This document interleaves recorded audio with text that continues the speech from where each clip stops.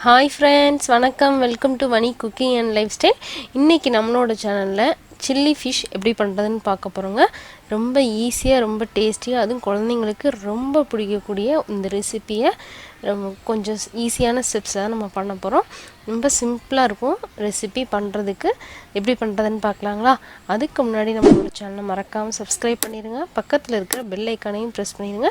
வீடியோவை ஸ்கிப் பண்ணாமல் பாருங்கள். இப்போ முதல்ல வந்து இதுக்கு ஒரு எக் எடுத்துக்கலாங்க. எக்கை வந்து நல்லா பீட் பண்ணிக்கலாம். நல்லா மிக்ஸ் பண்ணி வச்சுட்டு கூடவே வந்து நம்ம உப்பு சேர்த்துக்கலாம்.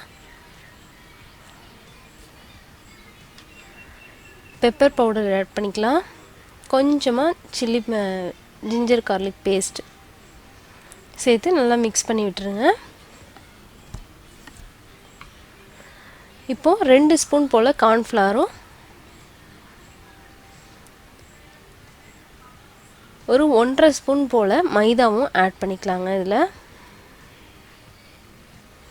ஆட் பண்ணிவிட்டு நல்லா கட்டி இல்லாமல் நல்லா மிக்ஸ் பண்ணிடலாம்.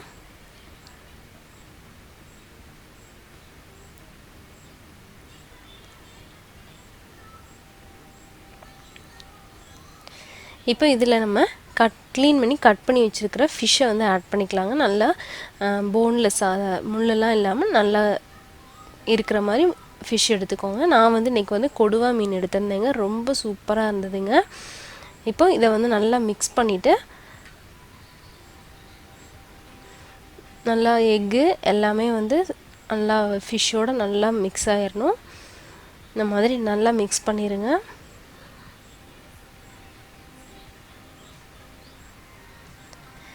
மிக்ஸ் பண்ணியாச்சு. இப்போ பாருங்கள், இதை வந்து நம்ம டீப் ஃப்ரை பண்ணி எடுத்துக்கலாங்க. நீங்கள் ஷாலோ ஃப்ரை பண்ணுறதா இருந்தால் கூட பண்ணி எடுத்துக்கலாம், ஒன்றும் பிரச்சனை இல்லை. இந்த ஃபிஷ்ஷு வந்து ரொம்ப சூப்பராக இருந்ததுங்க. அதுவும் இந்த ரெசிபிக்கு வந்து ரொம்ப சூப்பராக இருந்ததுன்னு சொல்லுவேன். என் பசங்களுக்குலாம் வந்து ரொம்ப பிடிச்சிருந்தது. இது நல்லா வந்து ஈஸியாகவும் குக் ஆகிடுச்சு. அதே டயத்தில் நல்லா முள்ளெல்லாம் இல்லாமல் நல்லா க்ளீனாக இருந்ததுங்க. ரொம்ப சூப்பராக இருந்தது இந்த ஃபிஷ்ஷு. ட்ரை பண்ணி பாருங்கள் இந்த கொடுவா மீனை நீங்களும். இப்போ இதை நல்லா நம்ம டீப் ஃப்ரை பண்ணி எடுத்துடலாம். இதே மாதிரி எல்லாத்தையுமே நம்ம வந்து எடுத்துக்கலாங்க.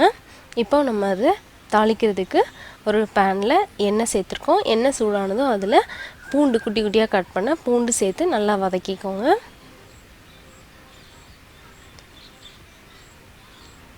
கூடவே வந்து வெங்காயம், பெரிய வெங்காயத்தை நல்லா க்யூப் சைஸில் கட் பண்ணியிருக்கேன். அதையும் வந்து ஆட் பண்ணிக்கலாம். வெங்காயம் லைட்டாக வதங்கட்டும். வெங்காயம் நல்லா வதங்கினதும் அதில் க்யூப் சைஸில் கட் பண்ண கேப்சிகம் வந்து ஆட் பண்ணிக்கலாங்க.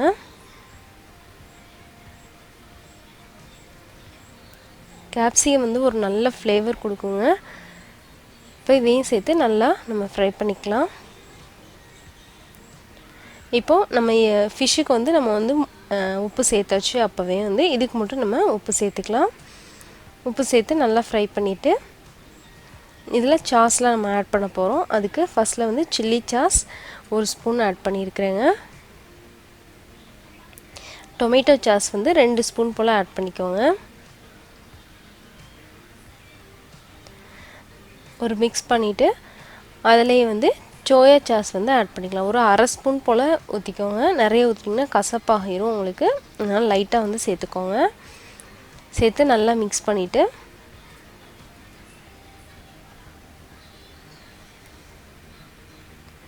நம்ம ஃப்ரை பண்ணி வச்சுருக்கிற ஃபிஷ்ஷை வந்து ஆட் பண்ணிடலாங்க.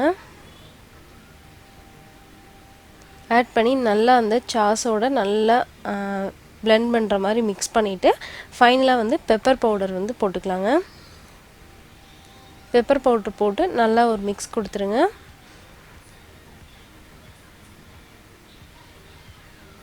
லாஸ்ட்டில் கார்னிஷ்காக நம்ம கொத்தமல்லி தூவி இறக்குனா நம்மளோட சில்லி ஃபிஷ் வந்து சூப்பராக ரெடி ஆயிடுச்சுங்க. ரொம்ப சூப்பராக இருந்தது. என் பசங்க ரொம்ப என்ஜாய் பண்ணாங்க.